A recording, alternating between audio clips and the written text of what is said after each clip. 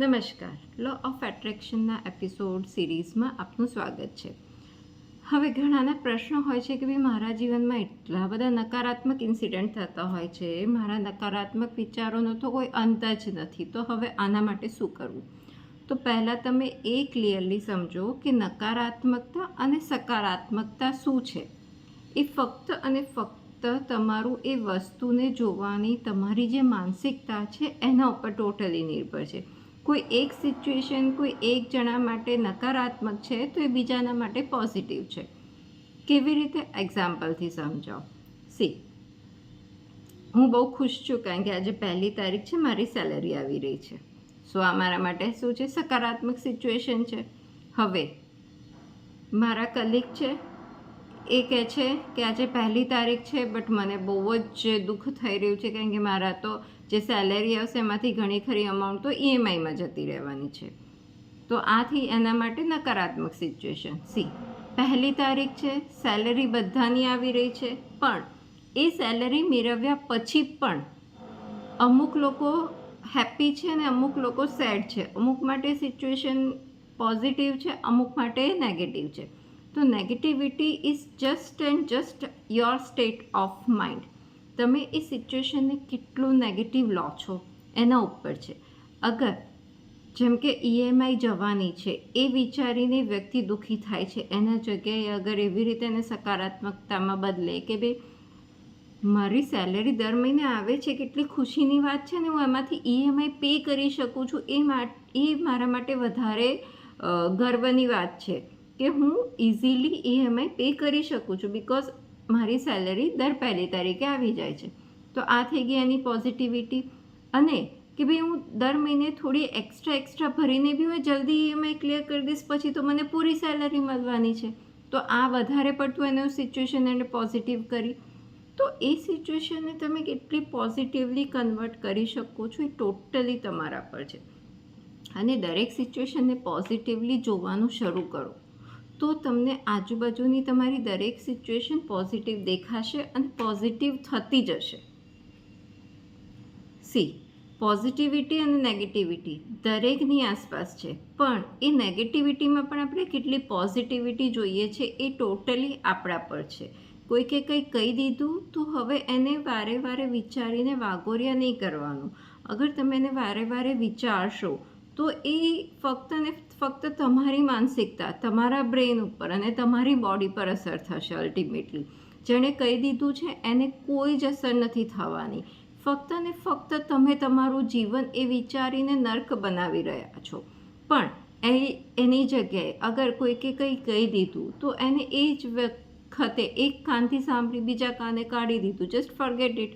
એને મેમરીમાં સેટ થવા જ ના દો. તો પછી લાઈફમાં પ્રોબ્લેમ જ ક્યાં છે?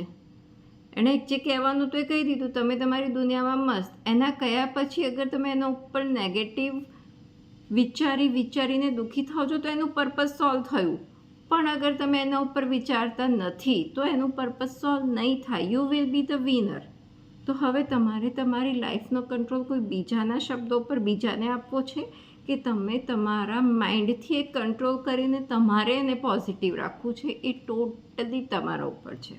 તો આ મેં તમને સમજાવ્યું કે અગર તમે એવું અનુભવો છો કે રિપીટેડલી મારી જોડે નકારાત્મક સિચ્યુએશન કેમ થાય છે, મારા મનમાંથી નકારાત્મક વિચારો કેમ નથી જતા, તો આટલી વસ્તુ સાંભળી લો કે તમે તમારા માઇન્ડનો કંટ્રોલ ફક્ત તમારી પાસે રાખો. સી, આપણી આજુબાજુ એવા લોકો હોય છે, આપણું સરાઉન્ડિંગ્સ એવું હોય છે કે જેમને એવી આદતો હોય બોલવાની, અન્ડરસ્ટુડ, પણ એ વસ્તુને મન પર નહીં લો. અને મન પર ના લેવા માટે ફક્ત એમણે બોલી દેખો. એ બીજા એક એક્ઝામ્પલથી સમજો. આપણે બજારથી શાકભાજી લાવીએ છીએ, ઓકે. હવે શાકભાજી તો આપણે સરસ જોઈને જ લાવતા હોઈએ છીએ, તો પણ એમાં અમુક એવા શાક હોય છે કે જેમાં અમુક એક તો ફર્સ્ટ તો આપણે એને પહેલાં ધોતા હોઈએ છીએ, રાઈટ. સીધી ડાયરેક્ટ નથી મૂકી દેતા, ચોખ્ખું કરીને. પ્લસ સ્પેશિયલી જ્યારે એમાં કોથમીર હોય કે ભાજી હોય કે પાલક હોય તો આપણે એમાંથી જે સારા પાંદડા છે, એક તો આપણે સારી જુડી જોઈને જ લેતા હોઈએ છીએ, તો પણ એને ફર્ધર એમાં જોતા હોઈએ છીએ કે કોઈ એવું તો પાંદડું નથી કે જે ગરી રહ્યું છે કે જે સારું નથી કે શું કહી ગયું છે કે વોટ એવર, તો એને આપણે અલગ પાડીએ છીએ અને ફક્ત સારી શાકભાજી જ અંદર મૂકીએ છીએ, બાકીનું એને ગાર્બેજ કરીએ છીએ, ડસ્ટબિનમાં નાખી દઈએ છીએ જે પત્તા કામના નથી. સેમ વે કોઈકે આપણને કંઈ પણ કહ્યું તો જરૂરી નથી દરેક વસ્તુ આપણી મેમરીમાં ફિટ કરવું. ફક્ત કામની વસ્તુ લો, સારી વસ્તુ લો, પોઝિટિવ વસ્તુ લો, બાકીની બધી જ મેમરીમાંથી ઇરેઝ કરી દો. દેખો, કોઈ આપણને કોઈ વાત કહેતા હોય કે આપણે 3 કલાકની મૂવી જોઈને બી આવતા હોઈએ છીએ, તો આપણને ઈચ એન્ડ એવરી ડાયલોગ ને ઈચ એન્ડ એવરી સીન યાદ નથી હોતો. આપણે બીજી વાર જોવા બેસે તો આપણને ખબર હોય છે કે મને આ વસ્તુ યાદ છે, પણ અગર તમે કોઈને સ્ટોરી કહેવા બેસશો કે હું આ મૂવી જોઈને આવી અને એની મને સ્ટોરી કહે, તો તમે 3 કલાક સુધી કહી શકવાના છો? નો, તમે એને સંક્ષિપ્તમાં કહેશો, 5 થી 10 મિનિટમાં સ્ટોરી ઓવર. તો તમે એની ખાલી ગ્લિમ્સ લઈ લીધી ને, બાકી બધું તો જવા દીધું. જેમ આપણે શાકભાજીમાંથી સારા શાકભાજી લઈ લીધા, બાકી બધું જવા દીધું. સેમ વે તમારા દિવસમાં જેટલા પણ લોકો દિવસની અંદર જે પણ વાતો કરે છે તેમાંથી ફક્ત સારી વસ્તુ અંદર રાખો. બહાર ખરાબ વસ્તુઓને બહારથી જ બહાર કાઢી દો. એને તમારા મન સુધી જવા જ ના દો. એને રિપીટેડલી મનમાં રિપીટેશન ના થવા દો. તો તમારી લાઈફ ઘણી સારી થઈ જશે. You will be very positive person અને તમારી મતલબ જે માનસિકતા છે એ સકારાત્મકતા તરફ વળી જશે અને તમે હંમેશા લાઈફમાં પોઝિટિવિટી તરફ જશો. જેટલું પોઝિટિવ જોશો અને વિચારશો એટલું તમારા જીવનમાં ઇન્સિડન્ટ્સ પણ પોઝિટિવ થતા જશે અને તમે જોશો કે તમારા આજુબાજુના વ્યક્તિઓ પણ પોઝિટિવ તમને મળવા લાગ્યા છે.